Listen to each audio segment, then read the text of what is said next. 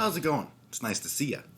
I can't see you. This is YouTube. I fooled you, but good. Hey, if you like this video, make sure to hit the subscribe button. But don't do it yet, because I could be some terrible leftist making terrible leftist comments on the YouTubes, and then you've subscribed, and it's a whole nightmare ordeal of accidentally having interesting people's thoughts in your world. So, hold off. But then, like and subscribe. And ring bells and things. I don't even know what that means half the time, but, I'm old. I don't get technology. So, I wanted to talk about the question, are all cops bad? Now, the simple answer is, yep. But that'd make a short video. So I figured I'd explain myself, and if you don't agree with that sentiment, maybe my incredibly brilliant thoughts will make you see my side of the points. And if not, then maybe you can just laugh at me for being another stupid pinko. ACAB can just as easily stand for all cops are bastards. I don't really like bastards because it's kind of a old-timey, you gosh darn bastards, you shinily hooks. It just doesn't seem cool. All cops are bad makes sense to me. What does all cops are bad mean? Does it mean that every single police officer is a terrible, awful human being? No, it does not. I don't believe that people wake up in the morning one day when they're like 17 years old and go, I want to be a police officer so I can crack some skulls, right? I don't think that's the case at all. I think that's probably true for some cops. I mean, just like it's probably true for some computer programmers. But the reality is, I think that most people get into law enforcement out of a genuine desire to do good and be a positive example in their community. And those are things I 100% endorse. My eldest kiddo once came to me and said that they were thinking about becoming a police officer. And I said, are you sure? This doesn't feel like something that you would do. And they explained to me that their thinking was they would want to, go through the process and learn the system and be a positive source of change. And the parent in me, I loved that. What a kind and caring and noble decision. But the other side of the parent in me was like, are you fucking nuts? Because it is my opinion, which I think is borne out by evidence, that being a police officer erodes the goodness in you. Now, that isn't to say that you can't be an amazing person and be a police officer. It's kind of the same idea as the Sunday Christian, right? Where you can be a terrible person 6.5 days a week, and then church time, getting all your Sunday fancies, put your tie on, look all good, slick back the hair on the sides of your head like I do, and then go to church and everyone knows what a pious and wonderful person you are, and then you go back to beating your wife and, raping the economy. I do believe that there are people who are police officers who are wonderful, wonderful people. But 8 to 5, probably not. Do I believe that laws are bad? No, I absolutely don't. I recognize I am an anarchist, so at the core of me, I do believe that laws are bad, but only because I believe that we should push ourselves to evolve to a place where, socially evolve to a place where we don't need to be told what is right and what is wrong, where we have all of the freedoms and we instinctively understand the responsibilities that go with that. That is a world I'm 100% behind. It's not that I don't believe in the necessity of laws. It's that I believe that our system is not right. The first thing people say when I say all cops are bad, they go, oh, every single cop, what about this one cop I know? Johnny Koppelstein, who is just the nicest person, and he never uses his power against anyone badly, and he never. Maybe that's true. I call that the myth of the one good cop, the Serpico myth. The retort to that is, I saw a meme once, and it was brilliant, and it was it just posed the question, how many good cops does it take to change a light bulb? None, because good cops don't change anything. The reality is that if there are good cops, and there are cops who are trying to do the best they can to make a good, positive society, they're failing because they aren't stopping the bad cops. So, Serpico was a great movie, but it was a movie. I know it's based on real events, but, those are absolutely the exception. I think the reality is most cops are like most computer programmers or most business tycoons or most anything. They are mostly lazy. They are easily lost in their own power and their own position, and they get frustrated. So I was a bouncer for a long time. When I was a bouncer, the hardest thing on earth to do was not be a pissed off bouncer, not constantly be kicking the shit out of people. And to be fair, I never did. In fact, I didn't throw a single punch as a bouncer in the entire many years that I did it. There were times I came close, not gonna lie. But it's difficult. It's a difficult role, and I think cops have it way worse than bouncers because, bouncers have good nights. Cops, every night you're out on that patrol getting calls, and you're dealing with people at the lowest in their lives, people who are dealing with serious problems, people who are all kinds of shit. And it has to wear you down. And I have a huge place in my heart for the idea that there should be better supports to help police get through those kinds of situations. But you know what it boils down to, motherfuckers? Those things, if they don't exist, it's because no one has bothered. In all the history of law enforcement, it wasn't fucking important to make sure that you didn't burn out and didn't become a bad cop. That is telling, isn't it? I think it is. They're there to support the status quo. And one of the things, and this is where all the right people are going to get really mad at me, one of the things that they're there to support is something called systemic racism. Show me one law that specifically says that, the rules are different for black and white people. And that's not how systemic racism works. Systemic racism works by using poverty as a weapon. So I'm a Canadian, and I live in the beautifully forested province of Alberta. In Alberta, the most obvious examples of racism are towards the Indigenous people. The Indigenous people, when Canada was formed, we had treaties and agreements that we totally lived up to, and essentially we put them in reservations and tried to just wipe them out. That sounds harsh, because it was fucking harsh. I don't know what to tell you. That's exactly why it sounds harsh. It was a fucking terrible thing that we did. And my family was not here for that, but I still say we did because it was honkies. So I have to own some of that. The laws today do not say Indigenous people have to do these things. The laws say everybody has to do these things. So I'll give you a simple example. Spitting on the street. Now, I've had several teenage boys. And teenage boys, they loves the spitting. The great big horking spits. And God knows, I'm not going to pretend like I've never tried spitting. I wonder how that would work. Of course I have. Everyone has spat at some point in their life, or probably should have. That's a sex joke, but you'd have to think it through really hard. Everyone has spat. It is technically a misdemeanor in this province to spit on the street. In fact, I believe it is a fine of something in the area of $100 or $250 or whatever. I don't know. If I was a good YouTuber, I would have fact-checked that, but I actually just couldn't be bothered. There is a fine. No matter what, there is a fine. Not allowed to spit. We have all spat. None of us have ever thought, what if I get a ticket? What will happen to me? And you know what?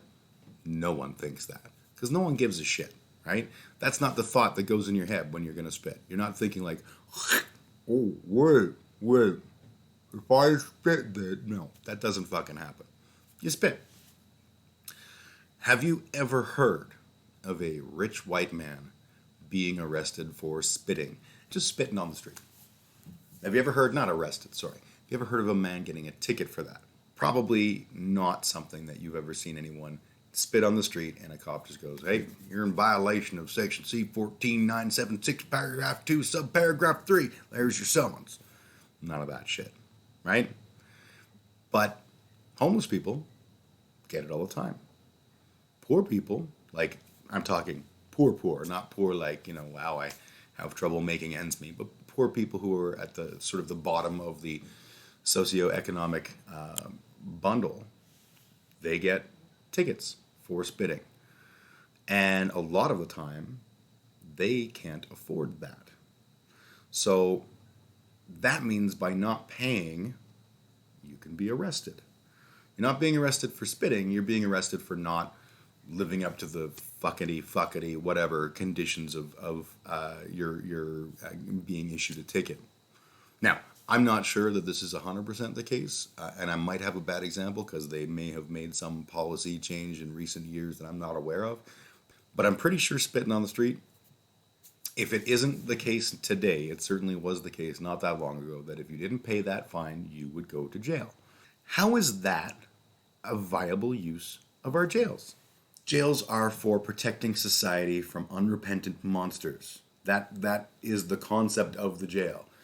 If you go back in time to the image we have in our head of cowboy days, which isn't a very good image of cowboy days, you didn't have people in jail for spitting. You had them in jail because they were drunk out of their teeth and were getting into fights, and the cops let them sober up in the jail. You put them in jail for things like murder or starting fights, big things. And then in our cowboy minds, they even get let out of jail after a while, right? Or they get broken out, and that's a whole nother movie. But spitting? No, of course not. No one would get thrown in jail for spitting. Shoplifting, the cop would grab you and take you to your mammy and say, like, Mrs. Johansson, your boy here, we caught him taking some stuff. Like, the concept of jails was not a mass incarceration environment. And that's because that's dumb. It's just plain dumb. And then you've got the issue of recidivism. Once you are in jail and you've been convicted of whatever fucking bullshit thing you're convicted of, it is that much harder to get ahead.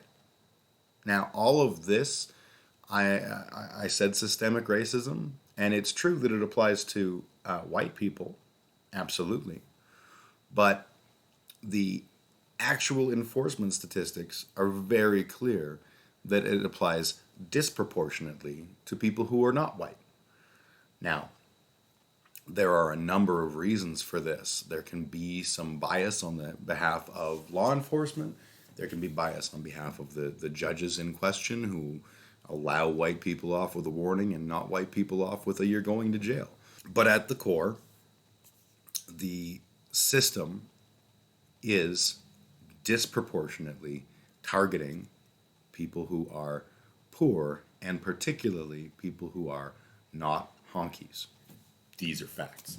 But guy, let's talk about that. Let's talk about how the majority of all crimes are committed by terrible dark-skinned people. Fuck off. Fuck right off. First and foremost, no, I don't think the majority of crimes are committed by dark-skinned people, however you want to call it, non-honkies. I think the majority of crimes are committed by honkies, only the crimes that we commit are not crimes per se, or our corporation committed the crime, but we as individuals didn't, and you can't put a corporation in jail. You take $100 from your boss and just pull $100 out of the till and leave, you're guilty of theft. If your boss takes $100 off your check, he's not guilty of theft.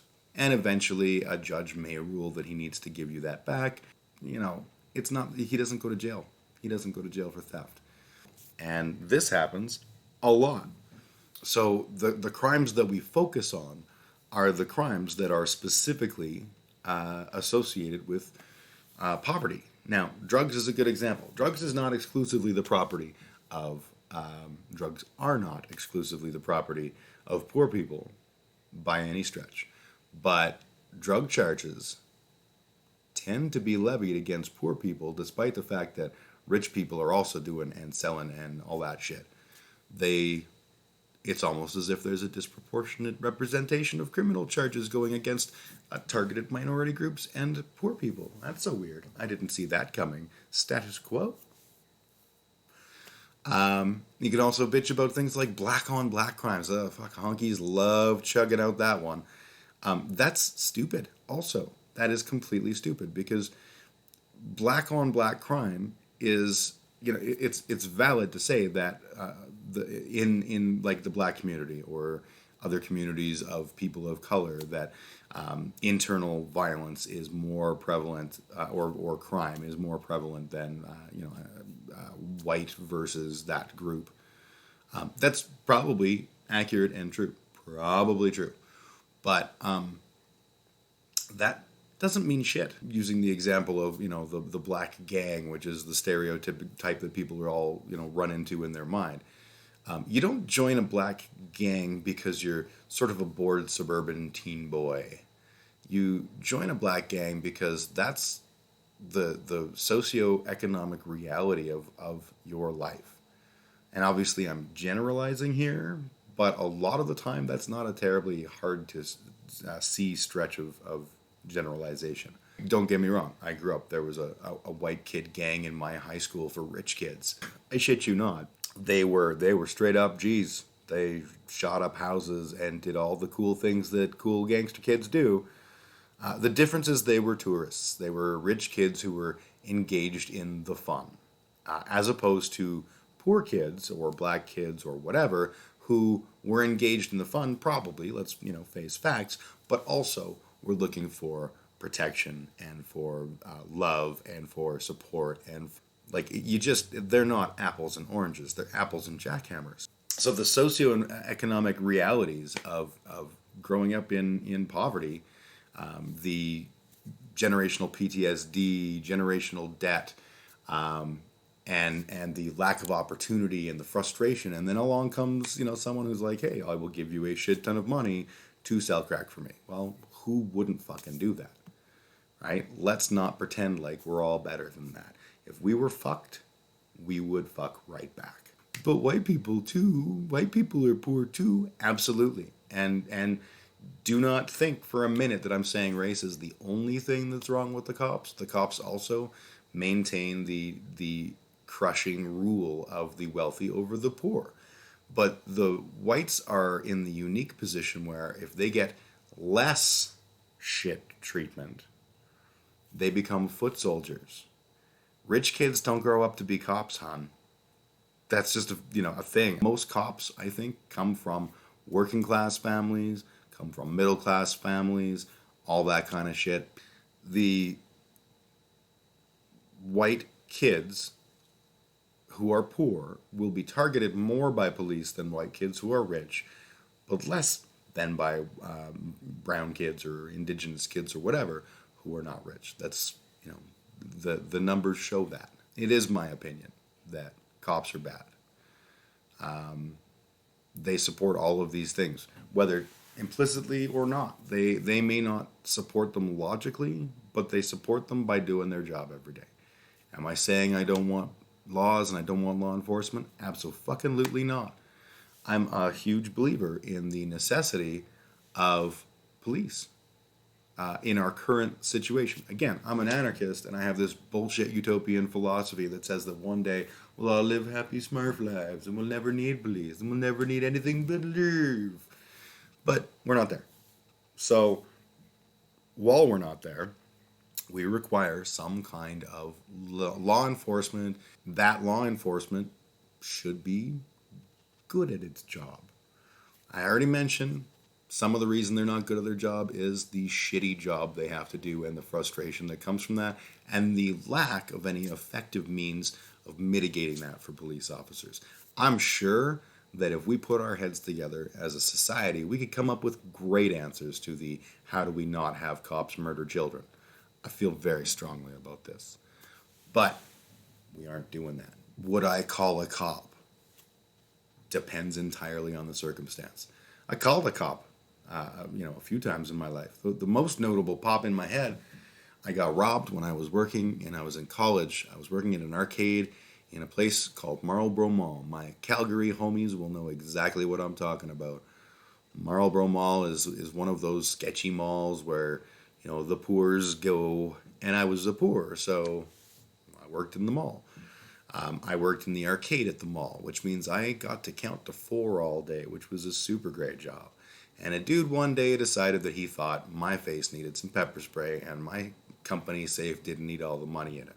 One of the first things I learned in a part-time job or in a mall job when I was like 18, boss came in one day and said, "What do you do if somebody that says they got a gun and wants all the money?" And I go, and he goes, "You ask them if they would like a bag for that. The money's insured and you are not." So yeah, if Buddy had just said, "Hey, you should give me all of the money," I'd have been like, "Here you go, homeboy. Enjoy." But he didn't. He hosed me down pretty good with pepper spray. Hurt like fucking hell. And I called the cops because, of course, I have no recourse here. It's long past the hour where the mall is closed. The first thing I did was yell out into the mall for security, but they weren't in a place where they could hear me. I'm now blind, and I'm walking around, and my eyes feel like your mouth does when you eat something that's way too fucking hot. So I made it to a phone. I called 911, and the cops came, and they were my fucking heroes. I just heard the door open, and I'm fucking streaming tears and pepper spray, going like, "I don't know who the fuck is there." And this cop literally like waited until we were this close, and was like, "It's okay. I'm a police officer." Fuck your face. But they were there. They totally took care of me. They helped me get my the shit off my face. They were very patient. I gave them a statement. One of the things I'd said was I thought he was. I said I thought he was Hispanic or Lebanese, and I explained to them that I didn't know at the time what a Lebanese accent sounded like, but I thought from the Lebanese people that I knew from the mall that that's kind of what it sounded like, but I wasn't sure. So that's what my brain heard. The guy who robbed me sounded like that, and I was like, I think he was Mexican or Lebanese or something. And then as time went on, I was like, 2 or 3 days later, I was like, I don't think that's true. The more I think about it, the more that voice sounds like a bad Cheech and Chong, like somebody trying to pretend that they're Mexican to throw off the man. And he's wearing a balaclava, so the fuck do I know, right? So I called them up, and I was like, hey, this is a thing. It might have been a thing. I might have been wrong about the Mexican thing.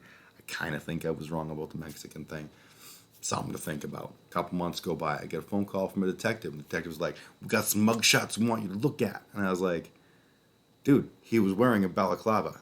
Like, what good is a mugshot? He goes, well, we want to, look around the eyes and see if you recognize them or something. And I was like, if you want to bring mugshot, like, fine. I ain't got nothing to do today, but I really don't think this is a good use of your time.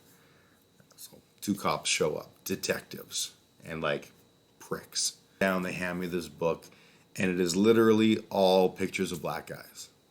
Never did I say I thought this was a black guy. And they go,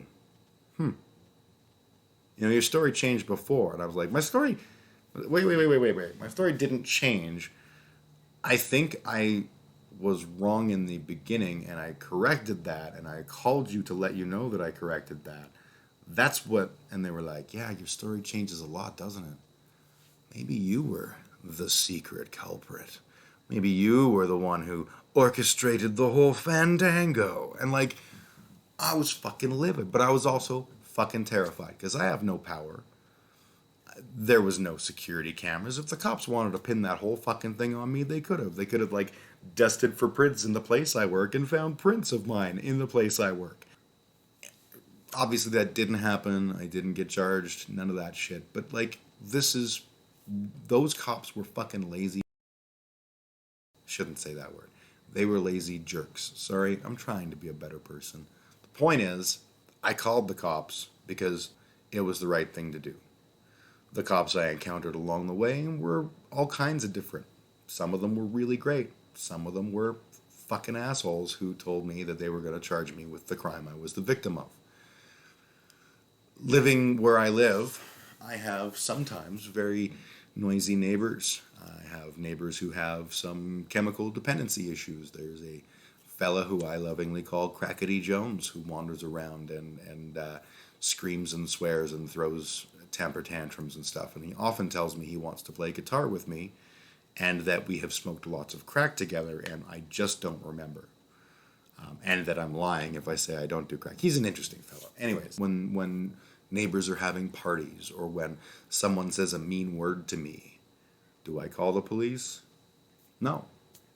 What the fuck is playing your music too loud or whatever? Like, what is that? Unless it gets to the kind of extreme that I can't deal with as a human being, then that's just me being pissy about someone else doing something, right? I play my music loud. I have fucking bands that jam in my house. Not during COVID, but it happens. We don't need the cops for that. We don't need the cops for most of the stuff that they're being used for. And that's the big thing about why all cops are bad, is because the word defund the police causes them terror. The truth is, I think that defund the police, or more importantly, defund to fund, I think it's vital. And I think it's vital for them. Cops have too much on their plate. I feel like if we took the vast majority of stuff that basically is only their problem because we've screwed over all of our other social services, if we took those things and reinvested some of the ridiculous money that cops are getting, not in salaries and budgets, if we reinvested that instead into a lot more social work programs and a lot more mental health programs and a lot more, this would be good. This would be fucking good because cops' jobs would get easier. Cops' jobs would be a lot more focused on the things that cops need to do, like solving mystery crimes and preventing murderer people, and less on having to deal with someone who is poor and maybe struggling and having a bad day, and he probably doesn't need to get cornholed by a cop and left in the middle of fucking nowhere to walk home without a jacket in the middle of fucking Canadian winter, right? Take that shitty stuff away from the cops. Give it to the people who are trained in this. And then people go, oh, but do you want the social workers to put themselves at risk? And most social workers will tell you, yeah, because at least we're trained to diffuse the situation. Cops aren't. Cops are trained to end a situation. It's an important distinction, and it's a distinction that makes them the wrong tool in that problem. We closed down our mental health facilities. We cut funding to everything under the sun in the Klein years, and we did not do better after that to fix what Klein did. Klein's a goddamn superhero. We've gutted our social services, and that means that a large number of people who would have been helped don't have that help. A lot of them wind up on the streets, or a lot of them wind up with serious problems. Maybe they're not on the streets, but maybe they have serious fucking problems in terms of mental health, in terms of, who the fuck knows, whatever. But these people are fucked.